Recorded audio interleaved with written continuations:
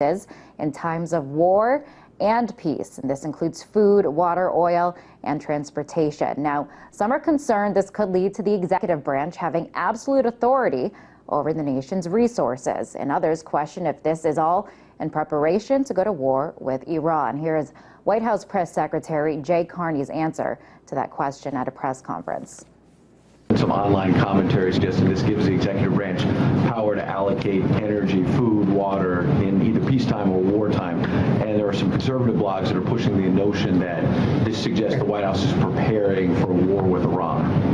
Can you explain what this executive order was? Well, I cannot explain that reaction to it. I think it was a fairly standard and routine piece of business.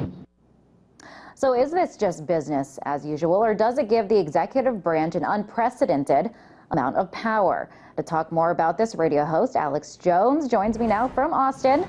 Hi, Alex. Nice to see you. So we just heard the White House they're brushing this off, saying it's not really a big deal. But should Americans be alarmed? Americans should be extremely alarmed. Look at the NDAA, where the president's saying he can secretly kill Americans and have bags put over our head and have us thrown into black vans to disappear forever. Or look at the TSA and the airports groping people. Look at the drones in our skies. Look at Army checkpoints now, the end of Posse Comitatus. What's dangerous about this Cold War era emergency legislation is that it was for basically nuclear war, and it is for the government taking over infrastructure. You notice Carney didn't deny that. He just says this is business as usual. The difference is they're taking that out of the deep freeze and trying to thaw it out. And the president said last year during the Libya war that, hey, I don't need Congress's approval to launch this war. And then 2 weeks ago, they told Congress, the Secretary of Defense did, I don't need your authorization. The president doesn't need it to go into Syria. We'll do it if we want because the UN gives us permission. So we have a president and others saying they take orders from the UN, and they're taking legislation designed for when the U.S. is under a nuclear attack and everything's been destroyed basically. And they're saying we're going to use this in peacetime. So that's the difference. And we see the president shutting down power plants without congressional approval, so his buddies make more money with their power plants that are left on. We see the president nationalizing General Motors, giving tens of trillions to foreign banks. We see the president signing legislation to charge people with felonies if they protest at national security events. All of this is part of an acceleration. It was incremental. Now it's an acceleration towards classical tyranny. And so we would be insane if we weren't concerned about this new executive order. Now, Alex, the justification when this has been similar executive orders in the past when presidents signed them is that they could be used in these special powers can be used during times of emergency. But as you just mentioned, this is special, this is different because it allows the president to exercise this authority in times of peace. So what does this mean? When can the president now use absolute control? Well, the president may try to implement this. It's still unconstitutional. It's still illegal. They can pass an NDAA saying they can kill me and no one ever knows where I went. Literally blow my head off, tie a chain around me, throw me in the ocean. They're saying they have that power. I say it's illegal. I say it's a violation of common law, Bill of Rights, Constitution. But yes, you're right. The difference here is they're saying, hey, we can do this for any economic emergency or anything else, not just during a major world war. And so that's why this is so unprecedented and so incredibly dangerous, and that's why so many people are concerned about it. They just want to bring these powers in and then not have people challenge it. They don't like the fact that they're trying to power grab right now ahead of all these new wars they want to start, and people are standing up and saying if this is wrong, including Congress. Legislation has been introduced by Walter Jones of North Carolina that if Obama launches new wars in Syria or other areas without congressional approval, that impeachment begins. That has not been on any globalist corporate New World Order media here in the United States. Not ABC, not Fox, not CNN. None of them have covered that impeachment proceedings have begun. Look, there's major power grabs happening. And if we don't stand up and decry them, we're all in serious, serious danger. Now, you mentioned war, and when a reporter asked the question if perhaps war with Iran, this is all in preparation for war with Iran, you heard some laughs there, but could that be part of the motivation behind this executive order? Yeah, think about that. Everyone knows that Israel says they're getting ready to strike Iran. There's open discussions of it. They've got special forces and proxy groups blowing up military bases in Iran now. That's on record. And we see the president putting the U.S. on a war footing and signing a declaration that allows the grabbing of the entire infrastructure. That's what it says. And people say, does this have to do with Iran? And people laugh like we're strange because we're actually keeping our eye on the ball. That's the biggest sign there that you know how close we are towards this new war. They're sending Russian troops into Syria. The Russian ships are there docked. All of this, China, the Chinese president 2 months ago said, prepare for war with the U.S. China has never talked like that.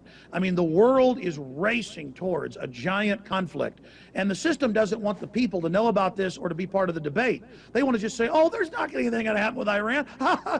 That's crazy that there might be a war. How crazy. Oh, we're saying we'll secretly kill citizens if we want and use the military on them.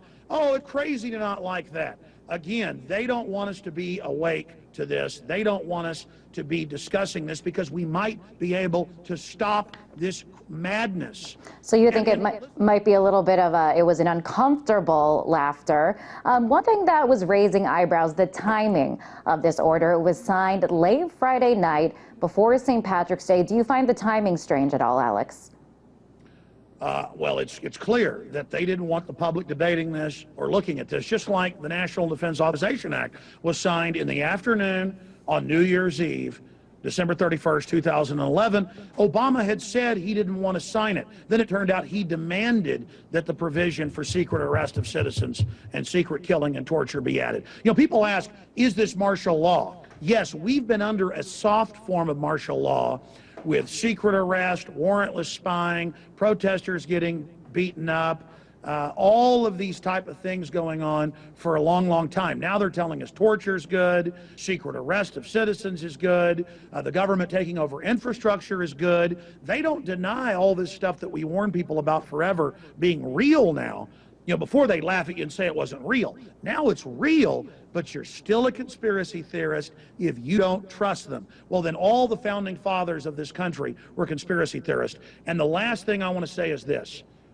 Throughout history, governments have gotten out of control and hurt people. And I want everybody to understand, this is not even America doing this. The same banks you see openly appointing presidents and prime ministers in Europe, the same mega banks announcing world government, are the people that have captured America. It's these oligarchs that are doing this while they sit offshore playing our nations off against each other. We need to come together against the new world order global crime banking syndicate and restore our country's sovereignty before World War III is started. And the good news is the military and police and others that I talk to are waking up in droves. And that's why the system's trying to accelerate their takeover and trying to sign these pieces of legislation in the dead of night before a holiday when they think people will be too drunk to notice. Alex, I do want to switch now to another topic. I know you have very strong opinions about this. Also has to do with government expanding powers. It's NSA's newest and biggest surveillance program. It's called Total Information Awareness. The program targets all kinds of electronic information from around the world. So this includes emails, tweets, texts, phone conversations, you name it, from U.S. citizens. And here, what you're looking at here is the center in Utah. It's being called the biggest spy machine ever in existence. Alex, should citizens be concerned about how the government is handling this wealth of information that they will now have? Well, just 5 years ago, Bush denied they were doing this because it was illegal. And now I saw Wired magazine just a few days ago, and they said, watch what you say. And then they had the Secretary of Defense, they had the CIA director in there, Petraeus, saying, Oh, we're working with industry to have bugs and tracker systems built into all appliances. Your dishwasher is going to be listening to you. Watch what you say. We don't need warrants anymore. Just like they say they'll secretly arrest us. Just like they say they'll kill us. I mean, they're just flaunting all this tyranny in our face now. The head of the CIA, it's illegal, by the way, to have them involved domestically. Doesn't care. He says, yeah, the CIA is watching you, America. That is a system in our face telling us you're a slave and trying to intimidate us. Well, you know what, Petraeus? I'm an American. I don't work for Goldman Sachs like you New World Order guys do. I'm here to defend my republic, and I'm not scared of you no matter what happens. What you're doing is illegal, and just because you publicly announce you're going to arrest and kill citizens, and that you're going to spy on us without warrants, and that you're going to put troops on the streets, and that you're going to do all this, doesn't make it okay. Just like when the troops got caught growing opium under orders 3 years ago in Afghanistan, they just hid it in plain sight and had Fox News and CNN go, yeah, the troops grow the opium and ship it to you in America, but if we catch you with it, you're going into prison. I mean, think about how they hide it in plain view. Yeah, we torture. Yeah, we spy on you. Yeah, we do all of this, but it's no big deal. Get used to it. You know what? We're not going to get used to it. You're indicting and convicting yourselves, globalists, that you're a bunch of un-American traitors, and the people are waking up to what you're doing. You have robbed this country blind of tens of trillions of dollars through the banker bailout. You're trying to conquer the U.S. through financial Alex, I do want to bring in the justification for some of this. I want to play this soundbite from you. It's from the Defense Secretary, Leon Panetta. Here's what he has to say about cybersecurity. The next Pearl Harbor that we confront could very well be a cyber attack that cripples our power systems, our grid. So cybersecurity is a concern. You know, we're becoming more modernized. We have hacktivists. It's kind of part of a more modernized world. So shouldn't the government then take steps to address it if it in fact is a threat? Yeah, the U.S. and Israeli government launched the Stuxnet in Iran, and now are using the Stuxnet as a reason to have the government take over all the infrastructure and the internet and put kill switches in all of the devices, when they're the ones that have been caught before launching false flags against the internet structure. Again, this isn't the U.S. government. It's long gone. This is a bunch of private globalists who have taken over and hijacked our country, saying, let us take over the internet and shut down people's free speech to protect it. It's the opposite. That's not what they're doing. Again, this isn't our government anymore. That's the point I'm trying to make here. Who is it then, Alex? Do what? Who is it then if it's not our government that's doing this? It is 6 megabanks, Goldman Sachs, JP Morgan Chase, and a handful of others that openly have announced a Bank of the World. The Economist magazine admits they've got a Goldman Sachs takeover of Europe, hostile takeover of Europe. It's a private corporate fascist group that have bought off our governments and gotten control of our militaries. They control Europe, they control England, they control Australia, they control the United States. And everybody better look out, including those of us inside the empire, because these crooks know that they've got to fully take over or they're going to end up all going to jail. These are crooks. These are crazy bankers that make 40-to-1 bets with their own customers' money who have nuclear weapons. They are completely full of bravado and chutzpah, and everybody better look out. And here's the bad news. Appeasing them won't make them back off. It'll only make them get crazier. They're running wild. And we are going to be talking more about that later in the show, just how special interests affect our government and whether or not democracy is as present today as it has been in the past. Alex, pleasure to have you on the show. That was Alex Jones, host of The Alex Jones Show.